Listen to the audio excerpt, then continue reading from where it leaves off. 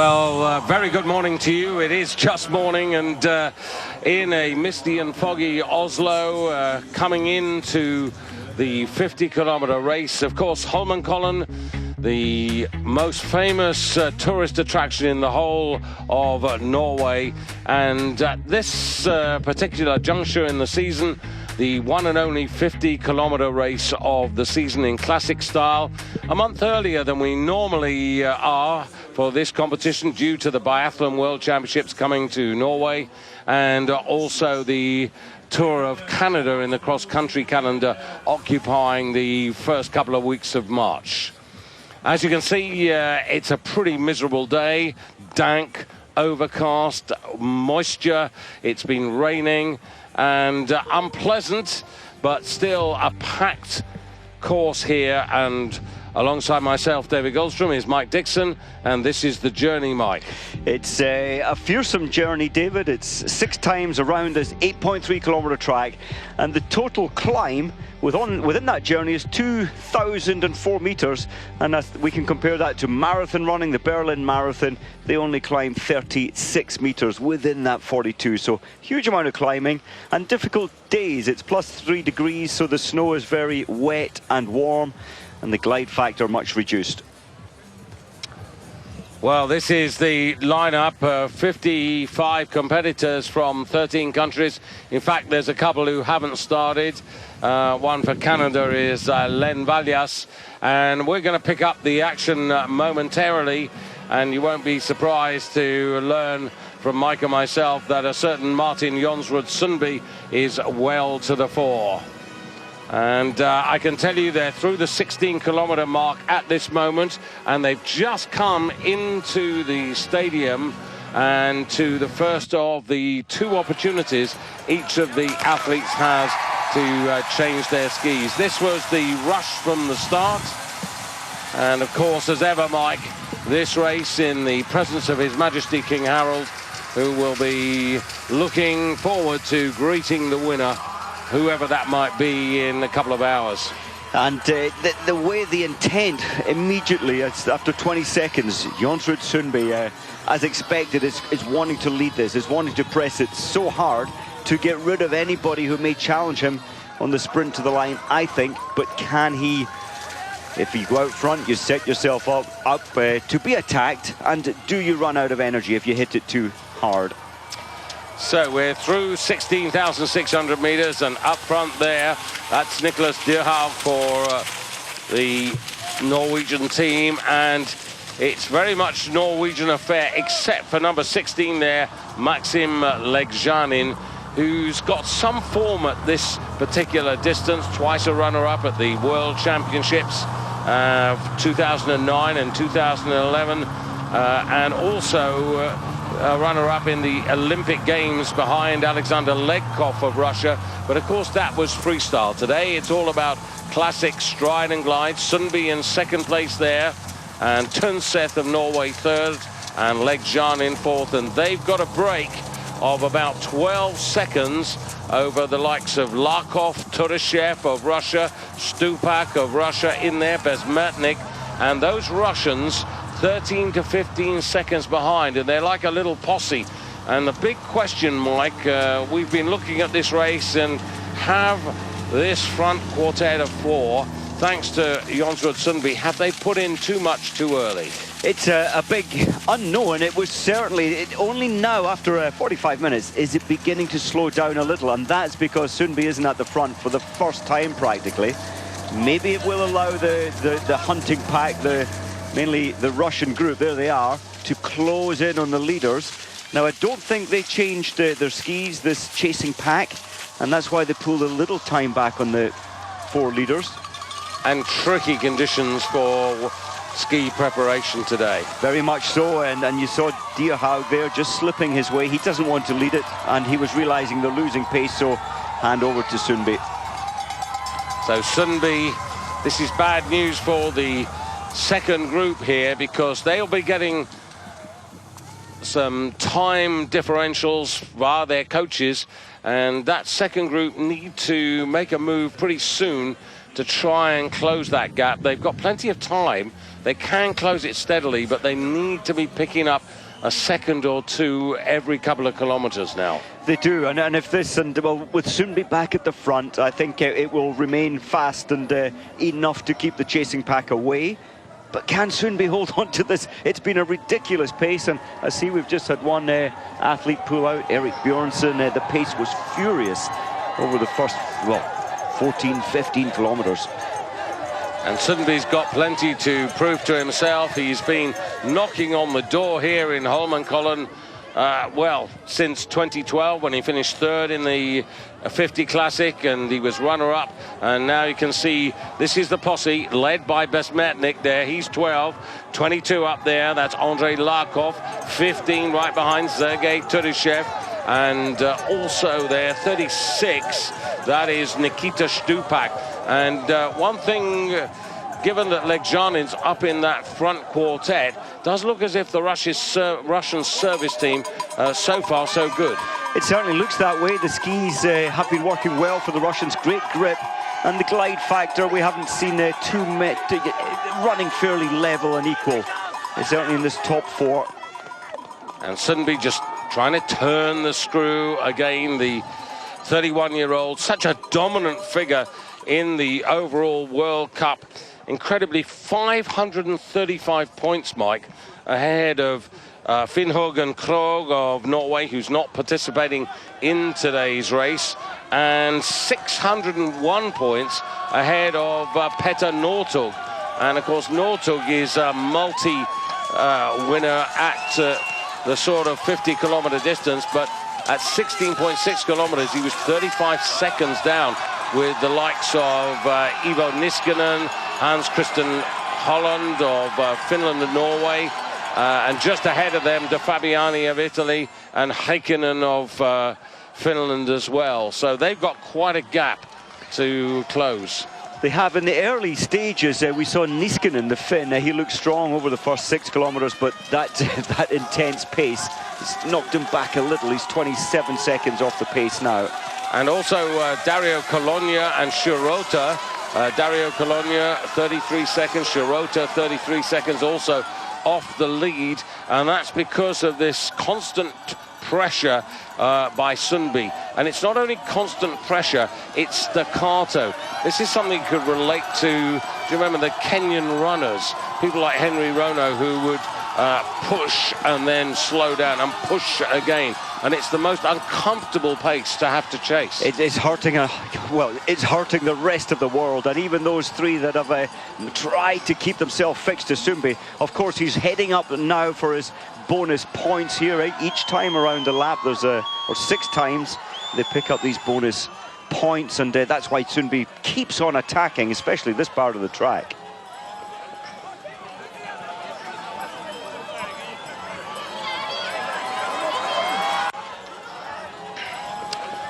Well, this was a few moments ago. Apologies for deserting you at the very moment that Sundby was coming up to achieve his 3rd successive bonus sprint, and that's worth another 45 points. 9 there in picture, that's Turnseth. And then you've got Velegjanin, and right behind you've got Dyrhaug of Norway. So those 4 away, and these bonus sprints, well, I'm not a great fan of them personally, Mike. Not particularly in this race. I think the 50 kilometers is worthy of just being a straight race and allowing the tactics to prevail, because this is okay. I mean, you have to be really good, as Sundby is, to break up the field in this way. Yes, you have to be, and it comes with risk. You mentioned the Kenyans and the distance running, and it really does knock you back. It can really knock you out. So can Sundby survive after 50 minutes? He's not even halfway yet, having attacked each time to pick up those 15 points extra to his race. I think he will, but those who've tried to go with him, we've already seen Colonia, who stayed early with the pace. He's now 40 seconds behind. Petter Northug tried to stay with it early. Well, 40 seconds behind is this group, actually. Yeah, just through the 19.6 kilometer point, so as you say, not even at halfway now. And the gap back to Bezmetnik now, remember it was 13 to 15 seconds, it's 35 seconds, and that is the effect of the bonus sprint, that it's actually doubled the deficit to that chasing group. I think that the thinking was, well, these 50 kilometers, human nature, let's take it easy, you know, it's for a long way, so we used to see a huge pack, 40, 50 athletes all together, and then of course the last 15 Ks it would, a few would try and break away, but here it keeps it sharp, it keeps it fast, and what a man, Sundby, to be leading this thing after almost an hour. Yes, that's one way of looking at it. The other way of looking at it, it was always quite interesting. I thought having a big pack and various hunters in there like Petter Northug and a lot of other racers, and then somebody who knew that they couldn't actually survive in the final sprint would have to break.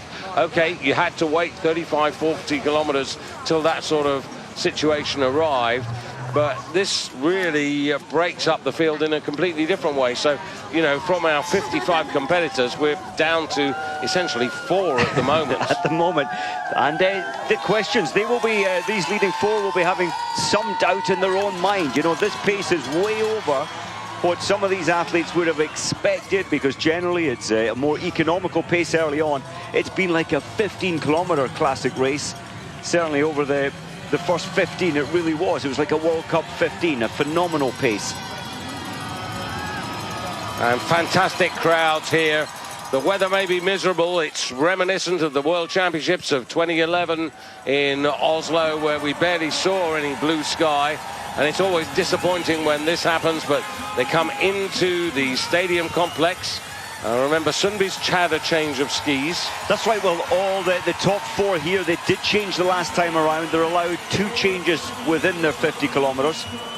And I think it was sensible, 1/3 distance to make your first ski change. They will have felt a little faster. Yes, you lose 18 seconds changing them. Well, 12 to 15 seconds. Now, this will be the telltale sign. Have the chasing group, that posse of Russians, Bezmetnik, also Shirota now with them, and Turishev, Larkov, Helgestad also in there for Norway. Whether they've made any impression, remember they were some 35 seconds off Sundby. So the chasing pack, they were not making an impression at all, really. That's a huge gap back to 4th place now. And that's Niskanen of Finland. And you can see that that posse of Russians has really been broken up now. They're not there, and they were there before the 18-kilometer points. And Shirota's sprint to get that 3rd set of bonus points has really changed the complexion of the chase. It has. I just cannot speak highly enough of Sundby. He is continually trying to snap those 3 brave athletes who've tried to stay with his horrendous pace, and I think he's beginning to wear them down. It's taking almost half the distance, David, but he's slowly but surely breaking everybody. Well, still there or thereabouts with him is Velekjanin. Velekjanin, very much one of your fancies before the race started, and he's got the pedigree at this sort of distance. Oh, what on earth is going on there? Well, that was Velekjanin crossing the track and slotting in behind Dierhaug, but he got caught up on his skis. That will have irritated Dierhaug. Certainly said something when his skis were almost tripped up, and he's slipping a little. Bib number 3, Dierhaug. Having to just herringbone up there, and of course this is one of the great classic courses, isn't it? It's not as it used to be, 1902, if you go back that far. They were racing then, what, 25-kilometer loops, 2 times 25, and there were no bonus sprints, and it was the blue ribbon, it was the pedigree of this race. But question is whether the modern changes have actually benefited what was the ultimate challenge. It was a wonderful challenge. I've actually done it twice, 85 and 86, and you go around this beautiful difficult 25-kilometer track, and there were brass bands out there. There was entertainment all around the track, people all around the track, and it was you against the clock. The mass start has changed the feel and the personality of the race, but it still takes a great champion to win this distance in Holmenkollen. Absolutely, but it is different, mass start to an individual time trial, where really it really means so much more because of what you have to achieve with your head and your heart and the rest of your body. And that's where Sundby has it in bucket loads. The mindset that he has is unbeatable. He only wants to win. He says, why put in 1,100-1,200 hours of hard training per year if you don't get out there on the start line and want a victory? And that's his mindset. Northug 52 seconds behind. The sting has been taken out of him. Besmertnik there with Dario Colonia. Colonia stopping, looks David. He's in trouble, isn't he? He's going to pull out. He went with that early pace for 15 kilometers, 14 kilometers. He tried to stay with Sundby. I think that injury, which he picked up on the second last day of the Tour de Ski in his calf muscle, I think that's still irritating him. What a pity. Well, it's a real disappointment because he said, you know, the strain in his left calf muscle had healed after that problem in the Tour de Ski, but it's still a weak point, and he said that only a day or so ago. He is familiar with that sort of injury from summer training, but this was the first time that sort of injury had occurred to him in the winter, and he was under the care of Simon Traxel, a really experienced physiotherapist, and they went back to Davos for altitude training, so he really prepared for this. And he also picked up a win in the Engadine as well on his way to coming to Oslo, so really disappointed, but it looks as if that injury has reoccurred. And it's a pity. Last year he shared the winning time with Sjur Rota, and just a couple of millimeters short, and of course twice he's been in second place, Colonia, and certainly always one of the favourites when it comes to classic and over this huge distance. Yeah, Mike, it doesn't bode well for his chances in the Tour of Canada either, does it? No. Because it looks as if he's going to have to get over another problem. The same four are out there. Legjanin back into fourth place at the moment.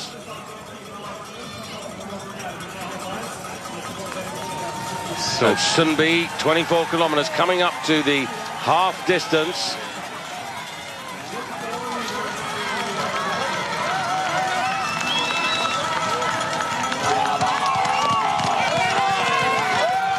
And these front four have really pushed on, just to illustrate that. And 23.4 kilometers, they're ahead of that, but the gap to Liivo Niskanen, who was leading the charge, 47 seconds back. So they're leaking time, and Sundby is remorseless. He is relentless. As you said, coming up half distance, it's a very tough gap to bridge, to pull back 54 seconds. But I do think some of these in this league group are going to fade, maybe hit the wall, as it's called, as this race unfolds. We're not even halfway, and it's been a fearsome pace so far.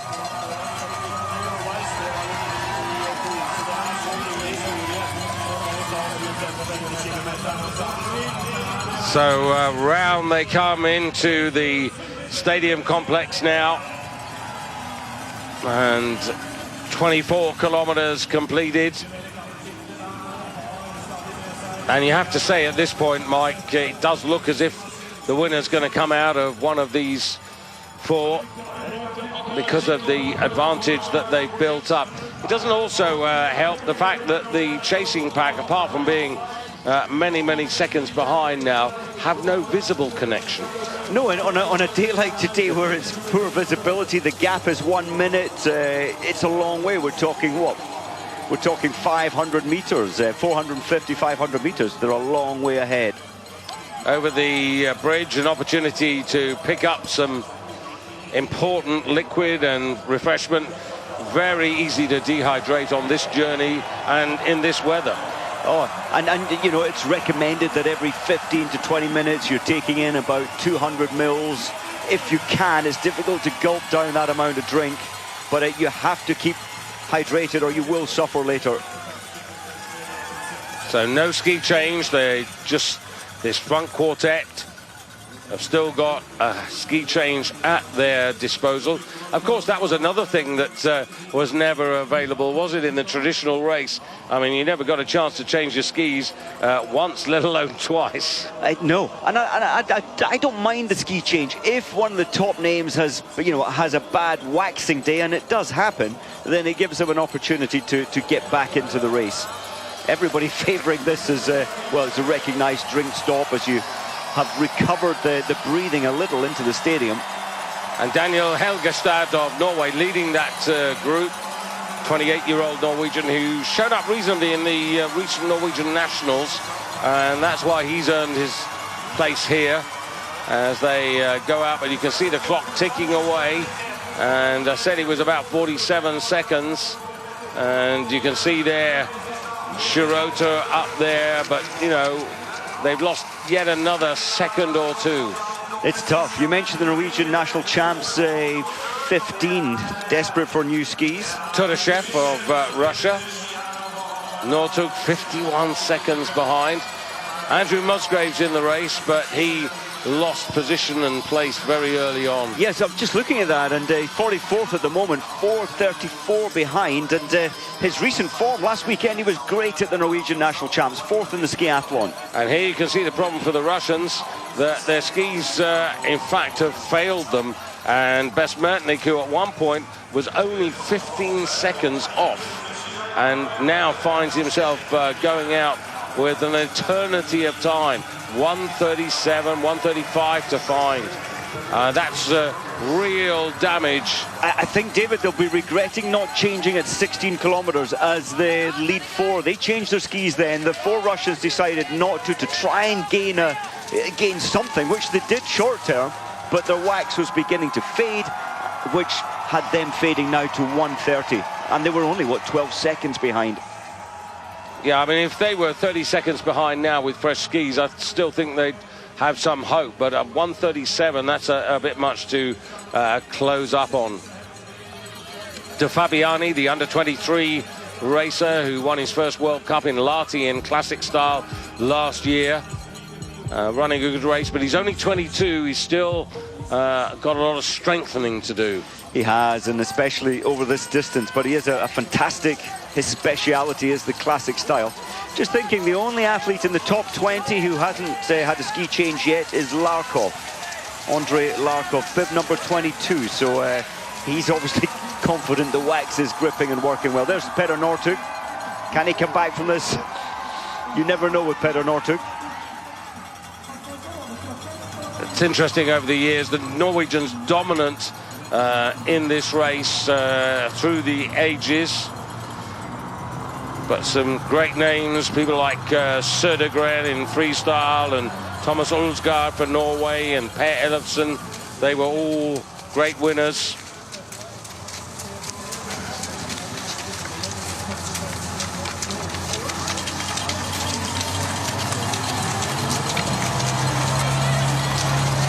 Just reflecting on the Italians, Pietro Pilacotra back in 1997, the last Italian winner. Smirnov of Kazakhstan, he won in 95. Well, he actually won in 94 and 95.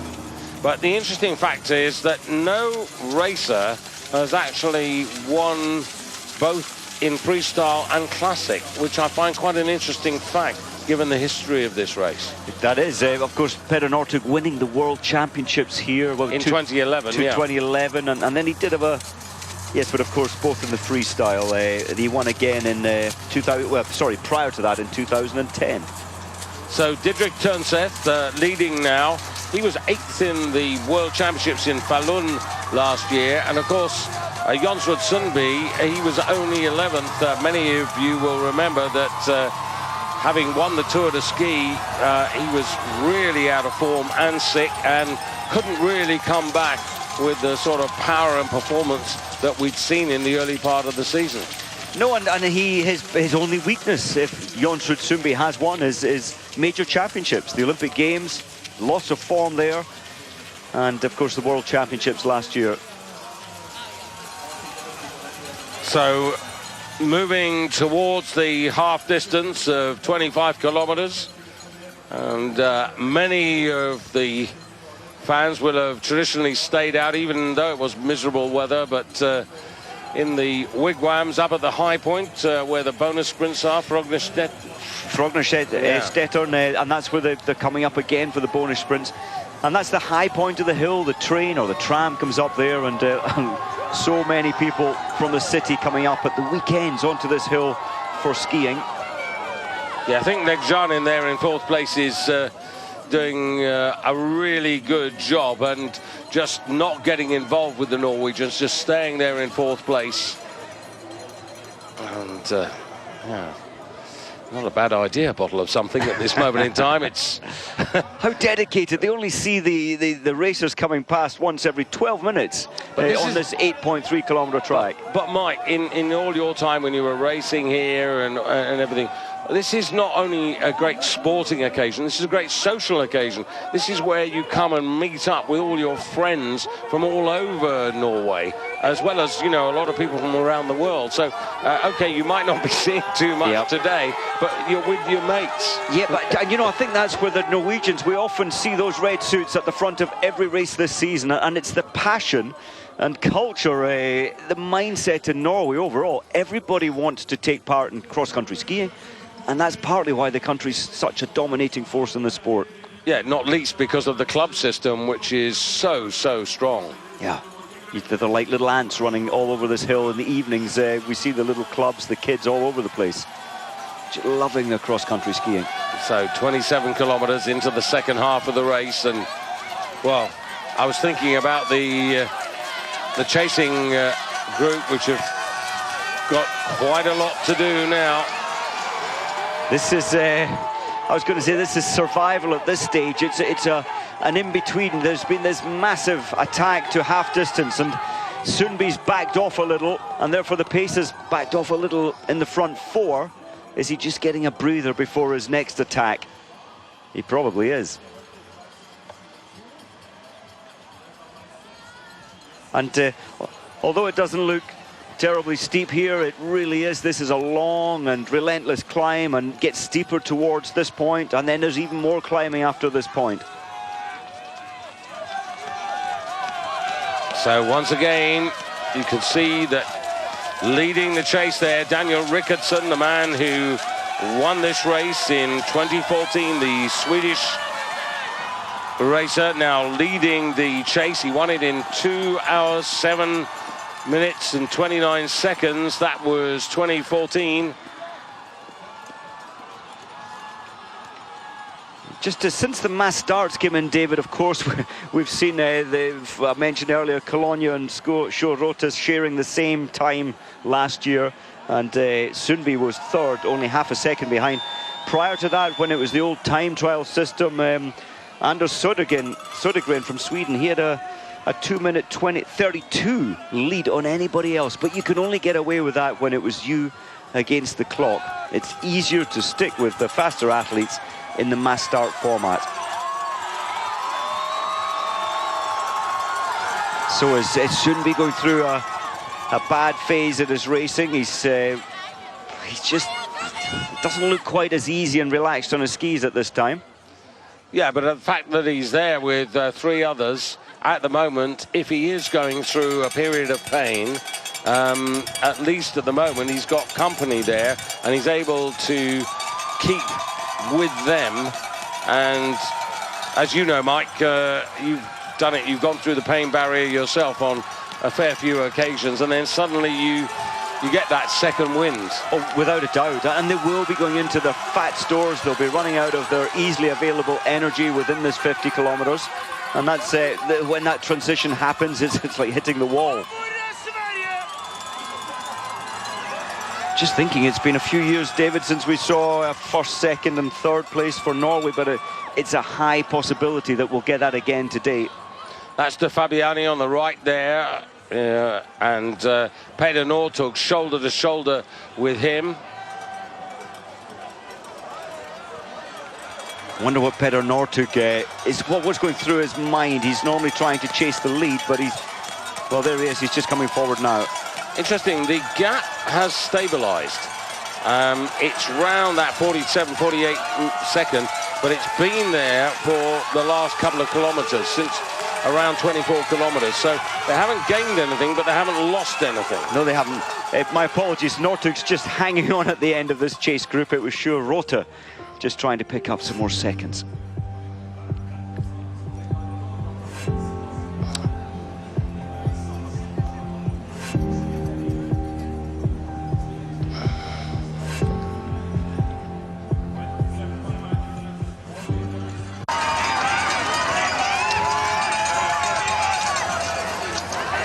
So not yet at 30 kilometers up front here. You've got Didrik Turnstedt doing the work ahead of Sundby, and then Dierhaug and Velekjanin just staying in fourth place. But worth just picking up Shirota and Alexander Legkov of Norway and Russia. They are amongst the chasing group, and also Daniel Helgestad and Jonas Dobler for Germany having a good run in the top 10, and Simon Kruger for Norway also within 50 seconds. Larkov there as well. But we're at 30 kilometers, things can still change. But this group of four really seem to have the race within their hands. It looks that way at the moment, doesn't it? But it's still a long way to go. The pressure's still on up here, and even fading a little, which I think someone in this lead group you'd expect is going to fatigue and drop back, be absorbed, be caught up. And the chase group, there's 13 in the chase group, as you said, David, running from 46 to 53 seconds behind. And then 18th position, the next chase group is a full 124 behind the leaders. So what are you thinking, that they'll be maybe next time in, change of skis for the second time? That's what I was thinking, and let you lose a little time, so each of these four, they won't want to risk, you can't risk stopping and losing your contact with the leaders here, so it'll be dictated by Sundby, I reckon, and I think it will be next time they'll change. They've got a healthy cushion at the moment, and Didrik Turnstedt, 24 years of age, from Trondheim, leading the quartet out of the stadium. 15 in picture there, that's Sergei Tudashev. Well, this is a brave move. He's to separate yourself from the pack. He's really turning up his pace. Yeah, and Tudashev gaining some 10-12 seconds. So he's really thrown the kitchen sink in the last, 2-3 kilometers. And there's De Fabiani of Italy, this talented under 23-year-old. And just with him there is Legkov, 13 going through, Jonas Dobler for Germany. And then 27 at the back of that pack, that is Simon Kruger for Norway. There are quite a few Norwegians who are really having their first taste of the famous Holmenkollen 50. Well, that's right, and of course as host nation you can bring in, I think it's up to 8 more athletes to race. And in fact, looking back, 2005 that was the case for Martin Jonsrud Sundby. In fact, that day he didn't even finish the race, but it gave him a chance, a first taste of World Cup racing. This is an incredibly brave move, David, from Turashev. Will it be a suicidal move in terms of his body fading later? Possibly, to really inject this turn of pace at this stage in the race. Very impressive. Yeah, Turashev, 30 years of age and 30th in the World Cup rankings at the moment, coming into today's race. And really 50-kilometer test, well, he's taken those on in the past there, but there's no real performance, except I suppose if you go back to 2014, the last time this was run in Classic Start, he actually finished top 20 there in the race won by Daniel Rickardson. So that is a little bit of form. It is indeed. Only 30 kilometers they're coming up to now, so still a lot of a lot of situations can happen. Now Sundby, as usual, when it gets to the steeper climbs and coming up to the bonus, not quite yet, but slowly works his way to the front again. And I think that was his little rest period, 4 kilometers without leading, and he's putting in another turn of pace. Well, every time he picks these bonus points up, he really ensures that his quest to defend his World Cup title for the season gets just that little bit easier, because you never know what's going to happen. Okay, he's got a real comfortable lead in the overall World Cup rankings. He's won the Tour de Ski, but you can't be sure when you go to Canada whether he's going to be able to sustain that. Yes, and of course lots of points available at stake over there. And I think the way that Sundby's picking up the 15 seconds, well, if you're first across the line is 15 and then 13 and then 11, only for the top 10 athletes, he really is securing so many extra points today. Also be interesting for the servicemen in Canada, because quite often you've got very different snow to what you have in Europe. Look at that day, absolutely, David. 99% humidity today here. It's mist, fog, horrible, damp. Yeah. Over in America, Canada, and Canmore especially, it's so dry. It's so, you feel it, your lips crack, you feel it everywhere, and the wax technicians at about 45% humidity. They find that difficult. So Sundby up there and being chased by Durhaug, and now Tønseth drops back to third, and Villegjani, and I still think he's doing, Villegjani more than anybody else in this race, he's just thinking about winning the 50, because he's been so close to a major 50 on so many occasions. Well, remember that Olympic one in Sochi, toenail away from Ledkov, who took the gold, Villegian in silver, and Chernusov bronze. Russia 1, 2, 3. And I guess there may be, as you see Tudyshev here, there may be a lot of people at home sitting there and saying, how do you do so much double polling? How can you physically do so much double polling over 50 kilometers? Yeah, it's the way the sport is going. Not as common. Nobody would be brave enough to go waxless over this distance. The arms would not cope with that sort of climbing. 2,004 meters actual climb within the race. Ledkov right up there with Larkov. Those are the two Russians leading the way. Northug's made a few places, but he's still in that group, and Shirota wearing 2 just at the back of that big chasing group.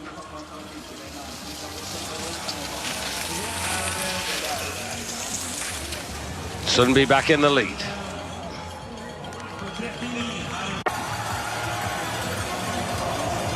So the 4 competition leaders coming over the bridge here.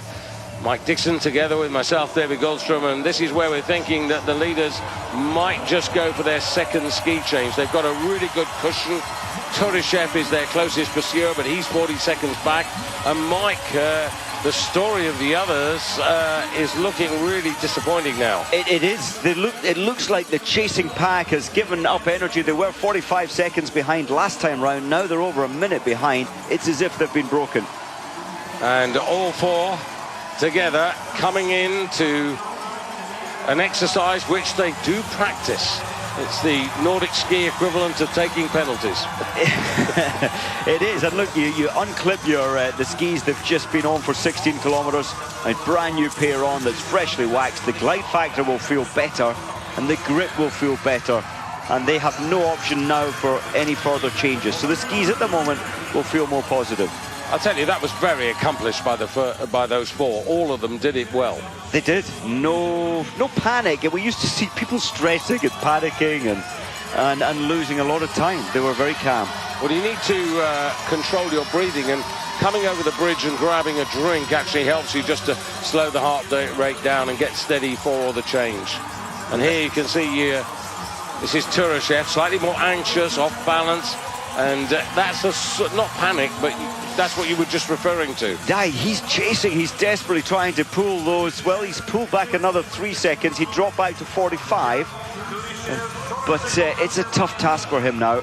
And these guys are coming in, what, the best part of a minute behind? That's right. And they're probably going to exit now somewhat. A minute 5 seconds, minute 8 seconds behind.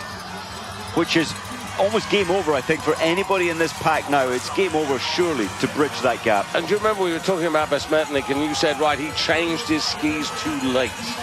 And as a result of that, he's not been actually able to make up any of the 1 minute 30 plus that he lost. The only thing he might gain now is that because he's not going to change them this time. There he is. So he's effectively now making contact again. But you'd expect him the next time round, David, to change. He's got one more option. Therefore, he'll lose his contact again. Yeah, but he's not going to win the race today, is he? Doesn't look like it.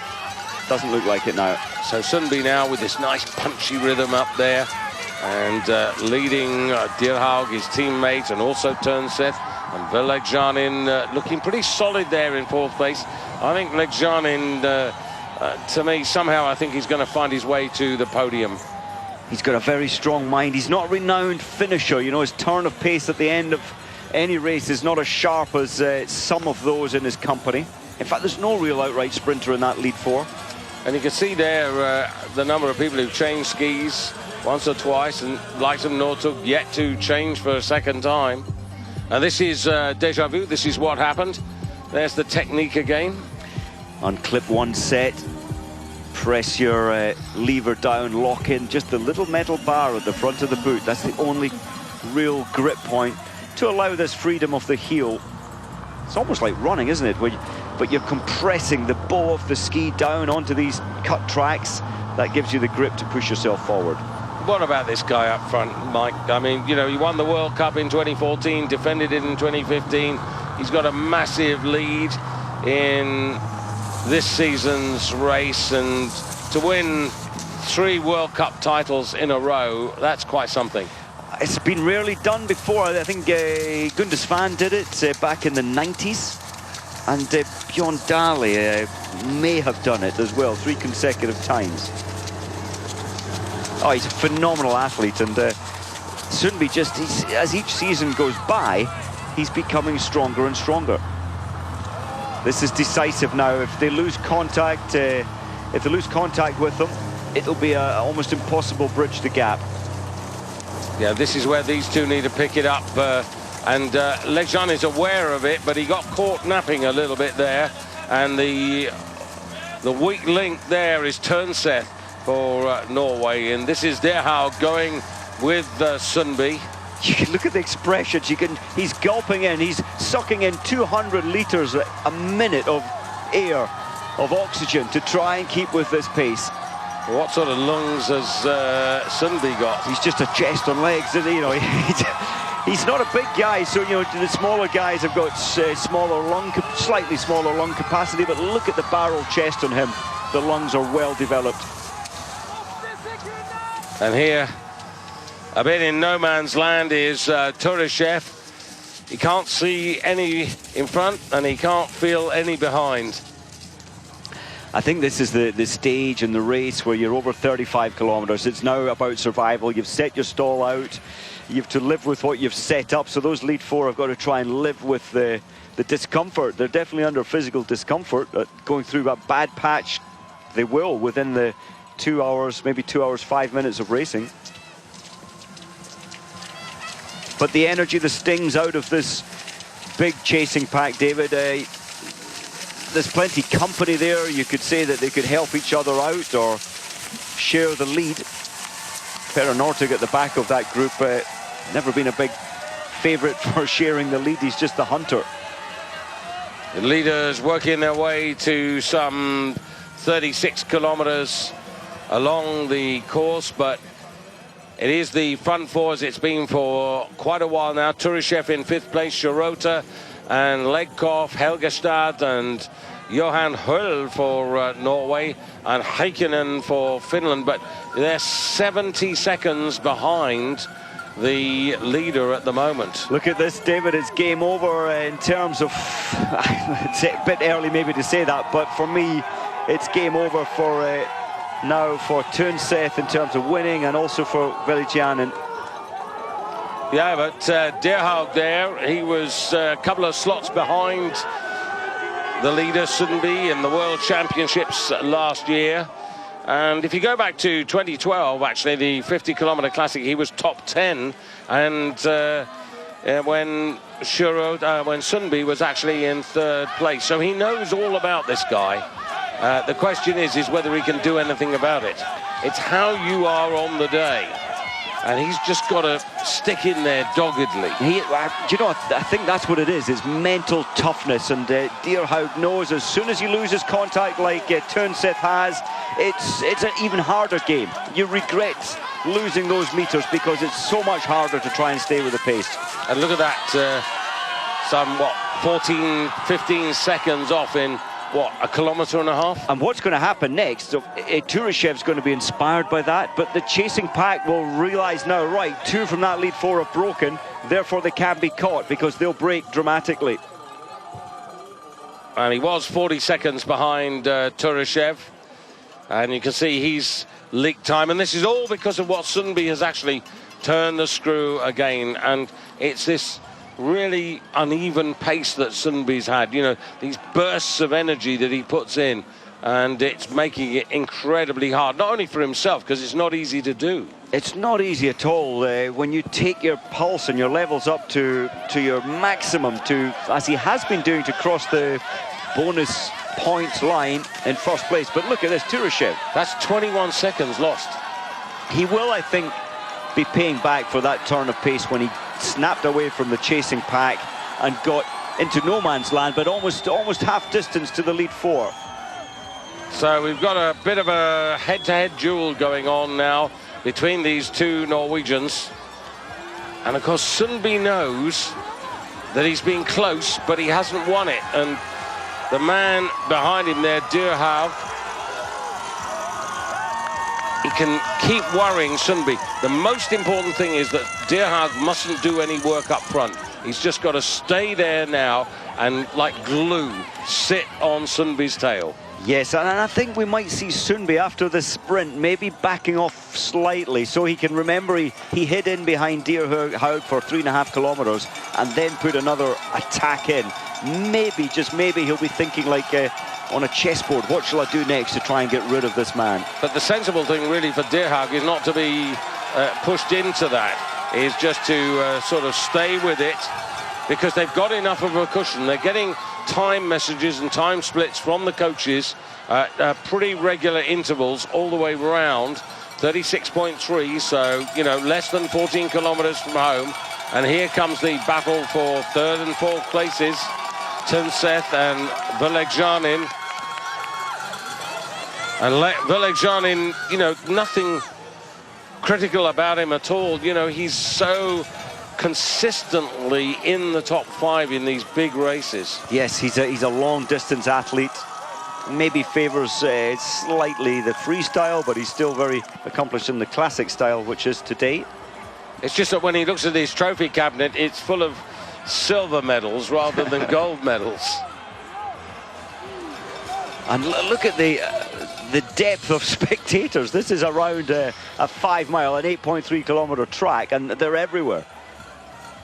Yeah, this is unique. And camping out. Yeah, a lot of them came up last night on the tram and camped out on the hill to get their favoured spot, and plus the party atmosphere. Yeah, I spoke to Michael Lamplot, the press attaché, and I said, were you camping? He said, yeah, no, I have my wigwam inside my hotel room. Turashev there, and that's another 10 seconds gone. And in the modern mass start racing, David, this is so unusual today. Very rarely has the field been snapped so severely to the big chasing pack. And now I'm almost a minute 45 behind. Well, there's only 13 in this pack. The rest of the field are totally destroyed. Heikkinen, Shirota up in the leading part of that pack there. And there's Peder Northug. And when you think about Peder Northug, you know, what he's won, you know, he was the Olympic champion in Whistler. He won the world title in 2009 and 11 and 15.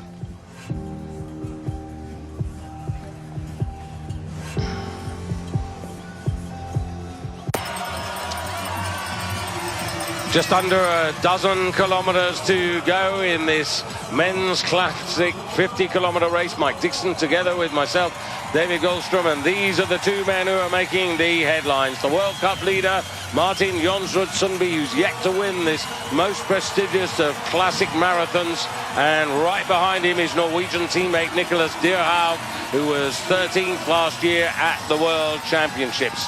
But this is not about championships. This is about a very special race. It ranks alongside the equivalent of winning the Kitzbühel downhill or the Wengen Lauberhorn. To win here, you go on a very special roll of honor, and you join the greats of the past right the way back to just after the early part of the 20th century. And these are the two men who are closest in pursuit to the front two. And this is Tønseth for Norway, followed by Russia's Velegjanin. And this is a race where the winner will be presented to His Majesty King Harold, who on these Holmenkollen festival occasions always is here with his knowledge of the sport, which is considerable, as was his father's, King Olaf, before him. So, Mike, it looks pretty good for Sundby, but he is being stalked by Dyrhaug. He is, and he's only met the king once before, has Sundby, and if he wins today, it'll be his second time. But I love the way Sundby has played to his strengths. He knows that if he'd left it to a pack, that he reduces his chances. He has made the podium on the last 4 occasions, twice second, twice third. His only way to win today was to go unbelievably hard from the gun, to push so hard, and he's done that. He's set himself up for a win, but there's still 12 kilometers left. Fantastic versatility, remembering that Sundby has, as Mike said, has knocked on the doors, been very close in both freestyle and also classic, and there are not many that are as accomplished as he is in both codes.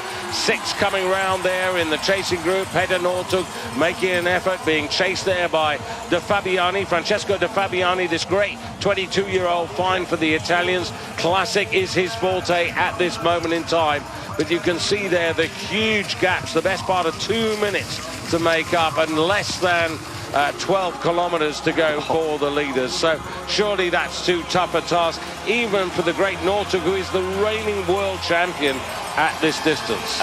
Incredible. And the great Northug, well, something's going on in his mind. Is he going to do a fearsome attack over the next 12 kilometers? Unlikely, but he's lining up for something, because normally he just shades in the pack, but he's realizing that he needs to do something. But there's not much he can do to take the victory away, I think, from one of these two, and probably the man at the front. The front 4 have all changed their skis twice, which is the maximum opportunity, and that was pretty tactical. It's played well for some, not for others. And when we look down the fields, you can see Turishev for Russia, Heikkinen also well to the fore. Petter Northug is the big mover, along with De Fabiani. Legkoffer's also stabilised, but we're talking about men who've got the best part of 2 minutes to find, and surely, unless these two and the two behind them there, third and fourth, actually hit a monumental wall, they are going to fight out the podium places. It's not impossible that the energy from the chasing pack, even as far back as a minute 55, if they put huge energy in, they'll know that those who were in the top 4 are now limping a little. They're just surviving. They could be caught. And this is interesting now. Sundby turning the screw again, trying to break Nicholas Dyrhaug, who has done a pretty good job of digging in very strong to keep on his ski tails. This is a horrible climb, David, the steepest climb on the course as we wind our way in and around the inner stadium area, and Sundby's trying to break Dyrhaug now. Yeah, but he hasn't, and of course there's all this fantastic support that they've got from this amazing Norwegian crowd who can't really see much more than 100 meters because of the conditions, which are so similar to what we experienced in the World Championships. I think we've been spoilt over the years, always thinking that when we come to Oslo, or for that matter any part of Norway, it'll always be winter blue sky and lovely sunshine. But Sundby now, he's got this tantalizing meter to 2 meters advantage over Dyrhaug. And there's the fight. They fought for so long, the Tønseth and Veljanen, but in a sense, that fight, that pace early on has destroyed them now in this part of the race.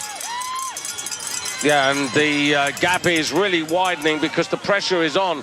Sundby trying to break Dyrhaug is effectively giving the chasing duo there another 10 seconds to find. It is. Every time Sundby creates another surge, it hurts everybody further back. And although we, as always, focus on the front of the race, a big surprise for me today as they're coming down towards Helner Backen, or Helner Hill, as it was named at the World Championships. Helner, the Swede, is actually running as the best Swede today, way down in 29th position, 4:37 behind. And you know, the Swedes have been great in this race over the years with Vasberg and Eriksson, Svan, Södergren, Rickardson, Ellefson winning a couple of times, but today they're nowhere. And you've got to admire Dyrhaug. He just does not let go. He's been in a world of pain, I think, for the last 12 kilometers, but he's just hanging on in there, and it's easier to hold just watching the skis of the guy in front of you than it is fighting at the front. And Daniel Rickardson, who won this a couple of years ago, he set out today to try and achieve consecutive back-to-back classic victories here, an achievement only delivered by Vegard Ulvang, and that was back in 89 and 91. And Sundby here, well, he was third in 2012, he was the runner-up in 2014, both of those were classic 50s. He was the third place man in the 50 last year and second in 2013, so it wouldn't be out of turn.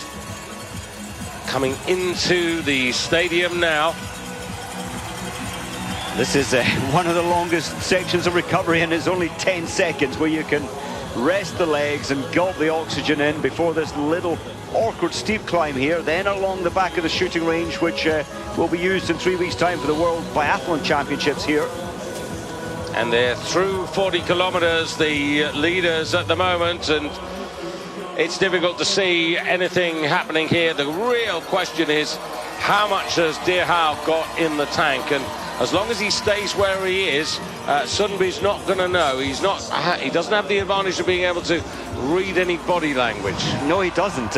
Looked like often the athletes taking at this stage glucose, desperately needing energy. That looked like Coca-Cola to me, or an energy drink of some kind that Sundby gulped down. And often coffee and honey at this stage in the race is a really good. It helps your fat supplies kick in faster.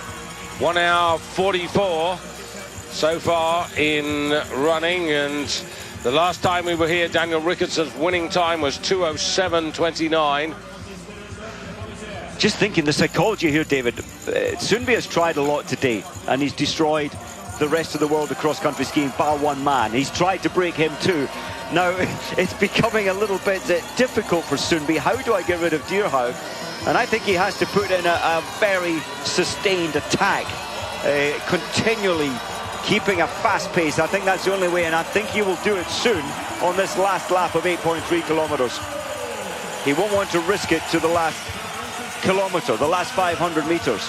Well, Dyrhaug's been successful this year. Remember, way back at the beginning of the season in Ruka, he won the 15-kilometer classic up there. That was a really good opening part of his season. And what is Dyrhaug thinking about now? As you see, 3 and 4 there, still Tønseth and Veljanen. I think Veljanen is doing exactly the same as Deerhoug is going to sit in behind and just wait. He's got a very strong mind, Villajanin, but he's been on survival mode, I think, since about 15 kilometres. He knew the early pace was too hard to live with for the whole distance, but he's now just hanging on to Tunseth. Talking about hanging on there on his own sim is Turyshev in 5th place. And he's got a lead of, what, something like 40 seconds over the chasing pack. But it's going to be interesting to see what Northug gets up to in terms of, is he going to really make some monumental effort? It looked like he was lining up for something, but just looking further back down the line, he's 2 minutes 28 behind. So, yes, he may well lead that big pack that he's in of 13 athletes, but he's not going to bridge the gap. And he could move, up to 6th place. Just want to mention that the notable athletes who dropped out of contention, Dario Colonia, we don't know whether it was a re-occurrence of the calf problem, but he's pulled out of the race. And also Alexei Poltaranin of Kazakhstan, also not finishing. Eric Björnsson of the United States, another non-finisher, and Sweden's Anton Lindblad as well. And we'll see, I think we'll see a few more. Well, this fight is for 6th place, and that's an awful lot of World Cup points, and it's important. And Northug's still in this group. He'll be looking for 6th place. But Sundby, remember all the bonuses that he's been picking up, Mike. I mean, you know, there's 100 points available for winning the actual World Cup race, but those bonuses are going to give him even more security. And look at this. Pity we didn't see this. It had to happen soon. The sustained attack. This is it. He's and surely this is him, broken Deerhoug. Yeah, in that really effective aerodynamic tuck. Was that a smile? He's thinking, yes, my sustained attack. It's hurting him, but it's hurting Deerhoug even more. Yeah, I was thinking not so much a smile there. I thought it was a wince of pain. And Deerhoug there, you can just see the difference in tempo. Deerhoug, you know, he hasn't given up completely. The camera's foreshortening that distance, but this is the most disheartening thing that can ever happen to you as a racer when you've stuck in there for so long. Well, it is. He's going to be going through a very difficult patch after this. So Jonsrud Sundby pushing away here to claim this race. And this is a remarkable performance if he wins this. As I said, it wouldn't be out of turn.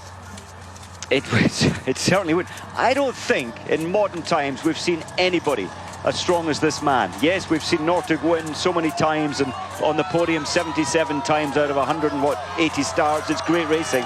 But a standalone athlete, Sundby, is dominating the field now like no one has in recent times. It's just, quick look, he saw the pain, the hurt that Deerhoug must be going through. Yeah, and look at the adoration and admiration that he's receiving there from this knowledgeable crowd. And now it's out on his own. He's now with just himself there, Sundby, to just keep that rhythm and pace going and the focus. Yes, and when I saw David last weekend when Sundby didn't take part at the Norwegian Championships, he's had this in mind for a long time. Is this the moment that Legjanin realises that Tunseth has not got any more and he wants to stop a Norwegian clean sweep and make at least 3rd place on the podium? I beg, Sundby did take part last week, but only in one race, the 15-kilometre classic. He won that by 52 seconds at the Norwegian Champs. Didn't take part in the skiathlon. Deerhoug hasn't given up yet. There's a flicker of fight there. He's just trying to recuperate something, trying to encourage his body through this bad patch that is in now. Yeah, it's the rotten time to get the bad patch, though, isn't it? Because there's so little snow left in which to try and recapture the loss of time. And perfect from Sundby, this relentless climb. It's continual climbing practically for 3.1 kilometers up to the high point, and this was always going to be the place, the period in which Sundby would do his final damage to anyone who might threaten him. Well, he has a fantastic capacity. What also I think, Mike, is, you know, when you remember from the beginning of the season when he was talking about the number of training hours that he puts in, you know, in pre-season, which is about 1,200. It's brutal. You have to be careful when you do that amount of hours, but he obviously has the best advice. He's got such a strong mindset. It's going to be fascinating to see how he attacks next season, how he prepares for what is a Nordic World Championship season to be followed by an Olympic season, because as you rightly pointed out, that he's been absolutely the dominant force now for 3 seasons in World Cup, but the championships, those big medals, World and Olympics, those are the medals that he really needs now to, put himself in to legendary status. He's already in legendary status, I suppose, when you consider the World Cup and the Tour de Ski. Look at this, that break we saw from Veligianen, it's a very, very decisive break, and I think he's not just happy with third, I think he's chasing down Dierhaug, if that's at all possible. What you mean that the split news has come back, because Dierhaug now, you'd have Leggjanin probably about 40 seconds off. The intensity that he's attacking, and he might have been told that the body language from Dierhaug is looking like a man spent, and that will give Veligianen energy. Just looking further back down the track for British fans, Andrew Musgrave, 42nd position right now, 9:24 behind. He's just in behind Juha Järvi.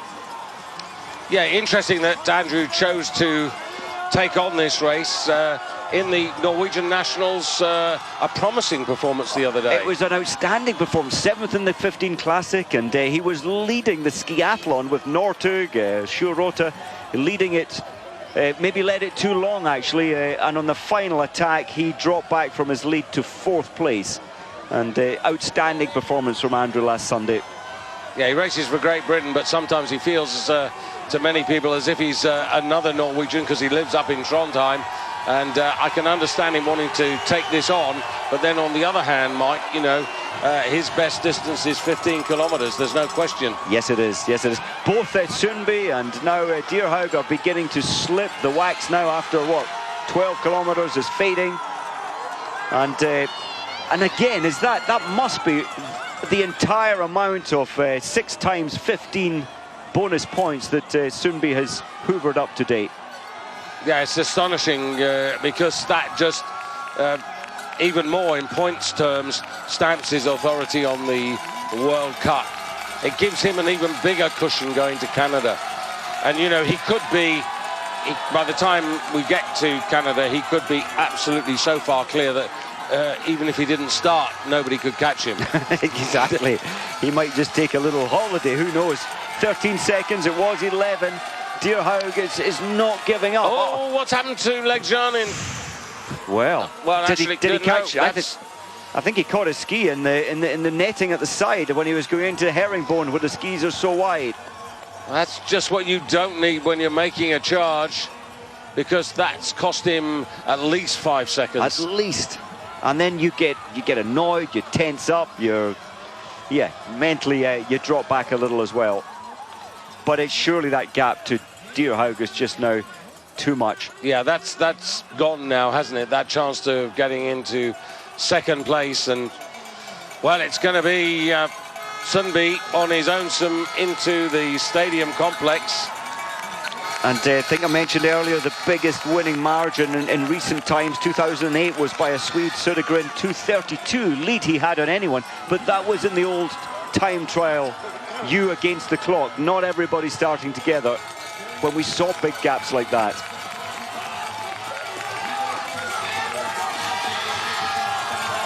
So there you can see the huge differential, and I can tell you that Turishev is at least 2 minutes and 15 seconds behind this man.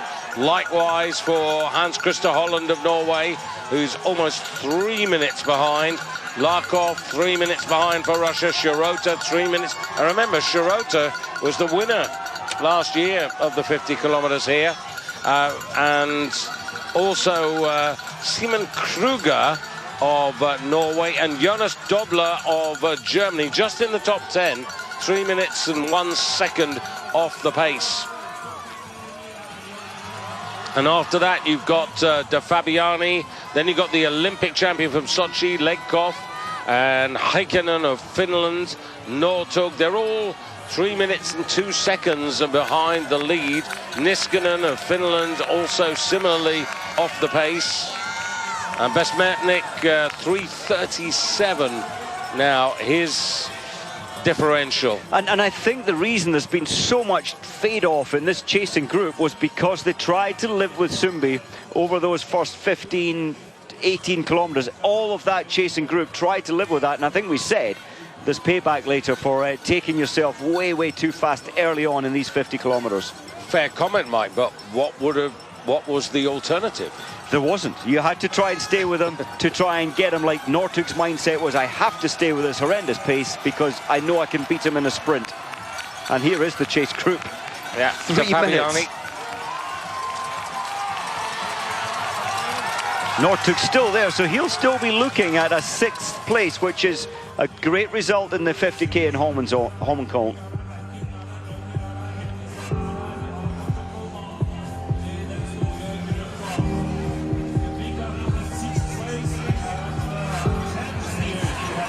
Well, he does seem to be superhuman, and he's well away from any dangers now.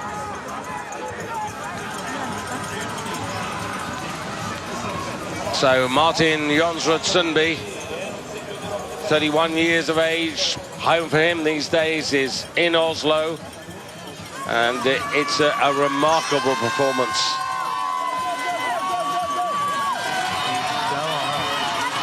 It's just relentless. The pace that he set out with, as if he's still continuing that pace, but only he can live with such an incredible pace. His wax is fading, he's on arm power now. But you're born to a certain extent with an ability to ski and to have the sort of physical performance to deliver that. But then what he's done is he's absolutely honed it. And there you can see Martin Jonsrud Sundby, 85 points out of a possible 90 in terms of bonus points. And, you know, that's, well, it's just icing on the cake. Oh, hugely. And yeah, you need to be born with the engine, but 10 years ago he didn't finish this race. He's pulled out a couple of times in this 50 kilometer. It's only in the last 5 years where he's really found the desire to really want to be the best, where he's upped his game. 3,400 meters to go for the leader. Similarly now for Niklas Dyrhaug of Norway, who at the moment looks pretty safe for second place after that mishap to Legjanin, that unenforced error. And that comes about really because of fatigue and tiredness. You just lose a little concentration. Now he's back into his stride, going for third place on the podium. And really good support and respect for the race, but they are to say they're stretched out in Indian file is it's really an underestimate of what Sundby's done to this field. And he's destroyed it, basically. And that's the only way he could win this. He's keep saying he's been on the podium 4 times, but he can't win it because he doesn't have the sting, the punch at the end. So he thought, right, take the sting out of everybody, get myself ahead, make it safe, break everybody. But Mike, he's been doing this, Sundby, for so long now, in so many races. You know, I just wonder, in the heads of his opponents, has he sent such a strong message that they almost start the race thinking, might I be second or third?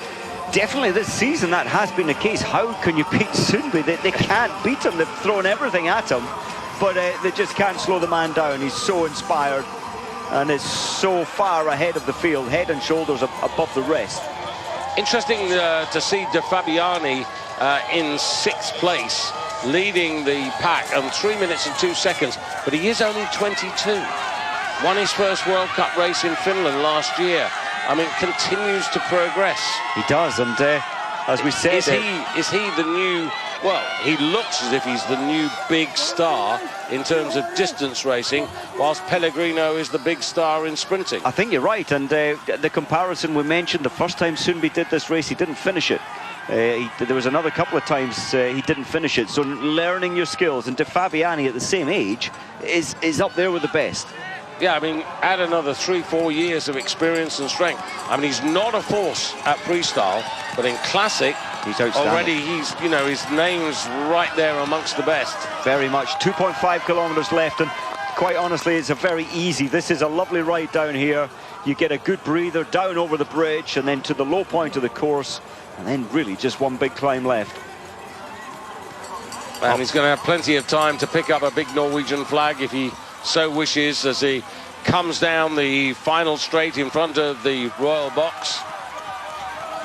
Not that he'll have been concentrating on that, but it is a special honor, isn't it, to actually win a race here and be presented to the King of Norway, and he's not far away from that now. And a lot of people who've come today will know about Sundby. Of course, they'll have seen him on television, they've read about him in the newspapers, but there'll be plenty here who'll be seeing him in action for the first time in this, the form of his life. Very much. Just looking a little bit down the track, Jonas Dobler, 15th position now, the best of the Germans. It's been a while since, well, only once since a German won this one, back in 2004, Rennie Sommerfeld. He won by nearly a minute that day. Devon Kershaw for Canada in 19th place, just ahead of Noah Hoffman of the United States, 19th and 20th, respectively, the two North Americans shoulder to shoulder. So Sundby actually now coming to the high point where you get the long sweeping recovery down over the bridge, down towards Helnerbacken, which is up into the stadium area. And well, Dierhaug, he's fought well, David. He's realised that there's nothing he can do now to stay with the relentless pace.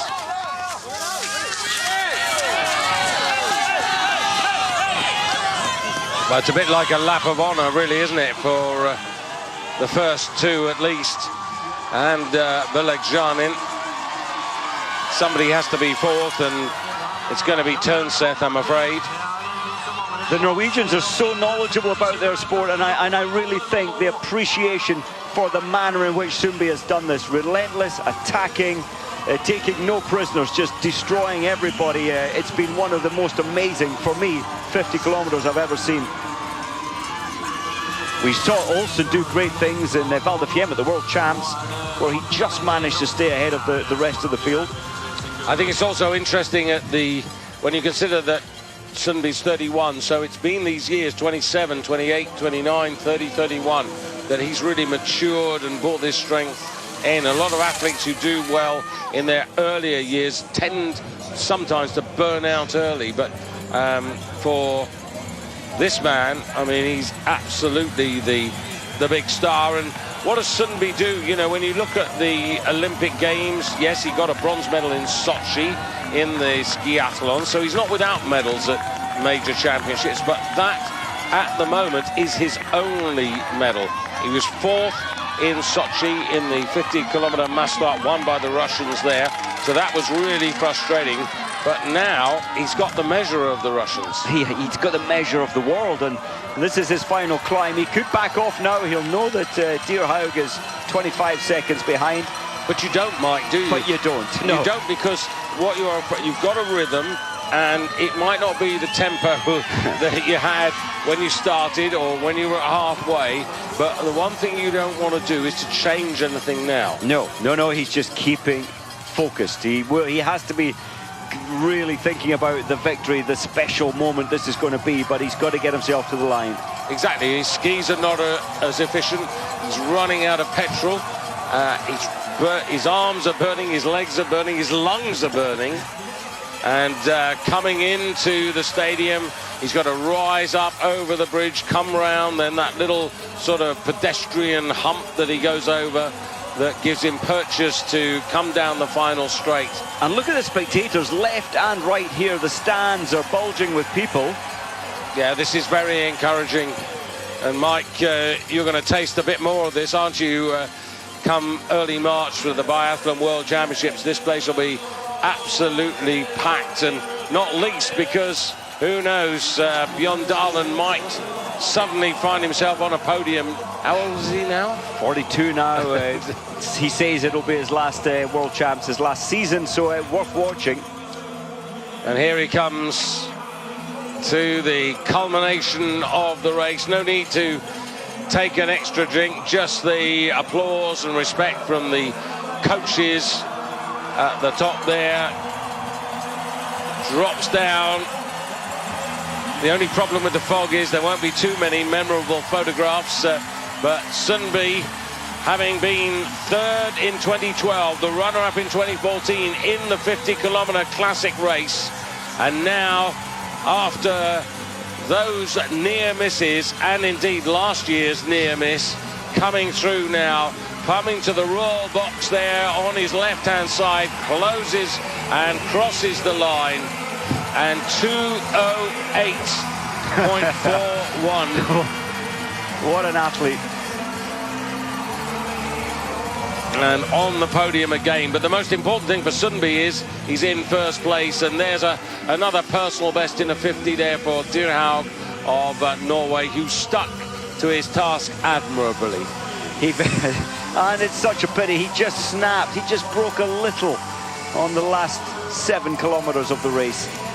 And I've got nothing against the Norwegians, but I'm really glad that Velekjanin is not going to give up this third place, and therefore we're not going to have a Norwegian clean sweep. We've had quite a few of those, both in the men's and women's division. So Velekjanin, an excellent race there, but again unable to really trouble the leader. So Legjanin, who's twice been a 50-kilometer runner-up in World Championships and an Olympic silver medalist, on the podium in third place, and that's pretty special as well. It is. He's had a lot of fourth places over his racing career in the 50 kilometers, Velekjanin, so I'm really happy today that he's now in the podium. Now Turyshev was in fourth place, but in fact let's have a look how they come home, because look at 9 coming here. This is Turnseth, then it was Turyshev and De Fabiani.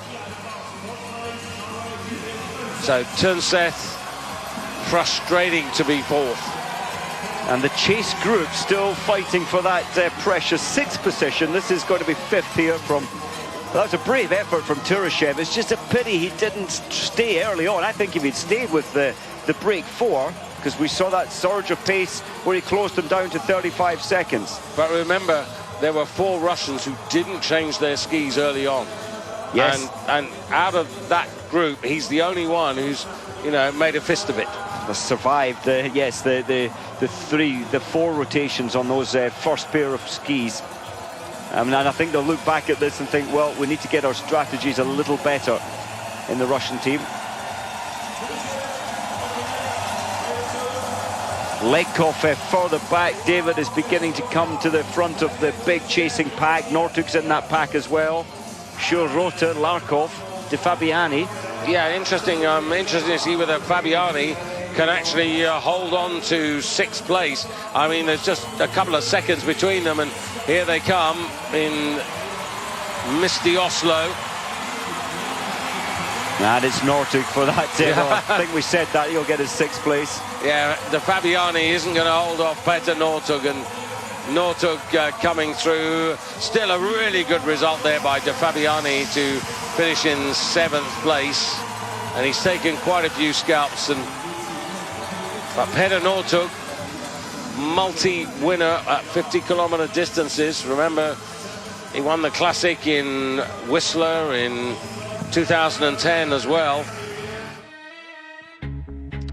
What do you do about a man called Martin Jonsrud Sundby? I'll tell you what you do. You admire him, you applaud him, 31 years of age, and look at the number of wins that he's notching up now.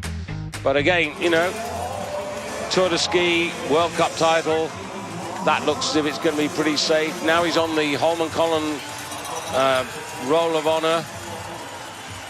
Could be a Holmenkollen medal coming his way in a season or two as well. Very, very special if that is the case.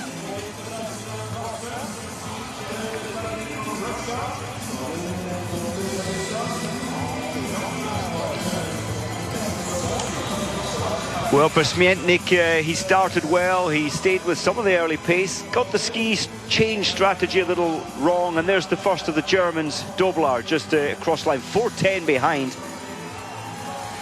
I think the fascinating question is, how is Sundby going to prepare for next season?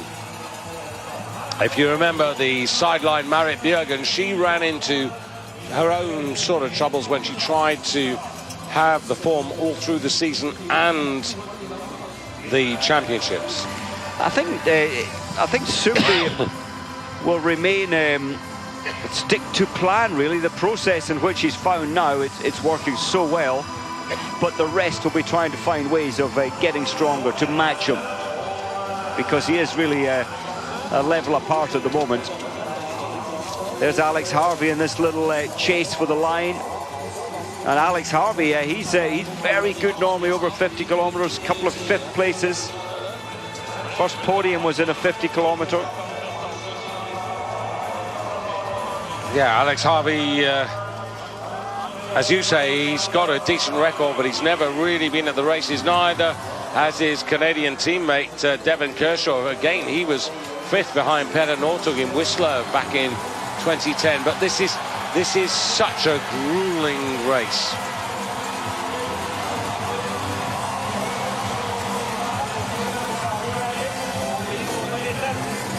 So just looking down the final order now, and in terms of top performances, well, the Fabiani the best for Italy, and when you look at the Norwegians, Mike, I mean, it's absolutely incredible. What, 1, 2, 3, 4, 5 of them in the, what, top 10?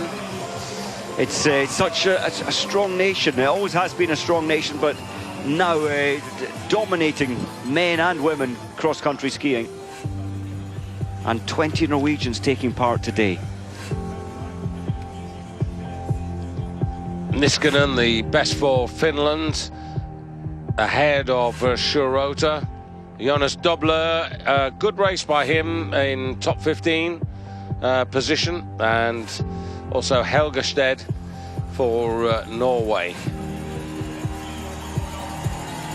I think one of the disappointments today has been that only 13 nations were represented, and that is down on what we would normally expect.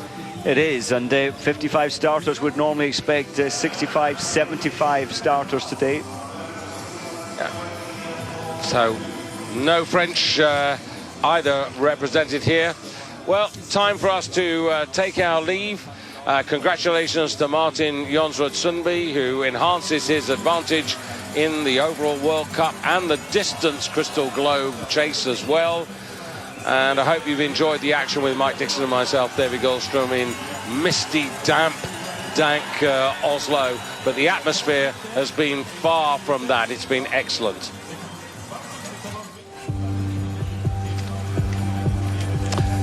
So that's it. Tomorrow it's the turn of the women in the 30-kilometer race, which has been dominated in recent times by Marit Bjørgen. She won't be here, but she'll have an eye on it to see whether Teresa Johaug can add yet another 30 success to her career.